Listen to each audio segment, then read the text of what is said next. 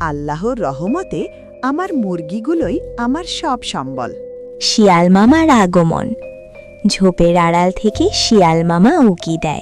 উফ, কি মোটা মুরগি! একখান খাইলেই পেট ভরে যাবে। সে লুকিয়ে লুকিয়ে বুড়ির ঘর পর্যবেক্ষণ করে। তারপর শিয়াল মনে মনে ভাবে, যাই বাঘ মামার সাথে পরামর্শ করে আসি। বাঘ মামা, বুড়ির ঘরে অনেক মুরগি, চাল একসাথে খাই। কিন্তু বুড়ি নাকি খুব চালাক। শিয়ালের চালাকি পরিকল্পনা। শিয়াল ভেবে বলে, মামা, আমি আগে বন্ধুত্ব করব, তারপর সুযোগ নিয়ে একদিন বুড়ির মুরগি সব দুজনের খেয়ে ফেলব।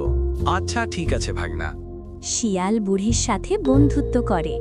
শিয়াল মিষ্টি গলায় বুড়ির কাছে আসে। খালা, আমি আপনার পাহারা দেব। তখন বুড়ি মনে মনে বলে, এই শিয়ালের চোখ ভালো না।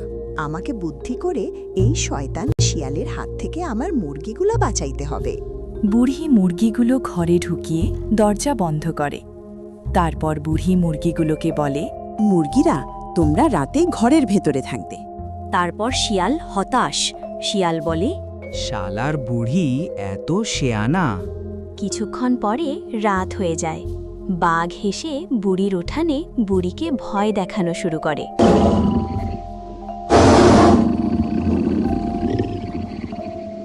মুরগি না দিলে ঘর ভেঙে ফেলব।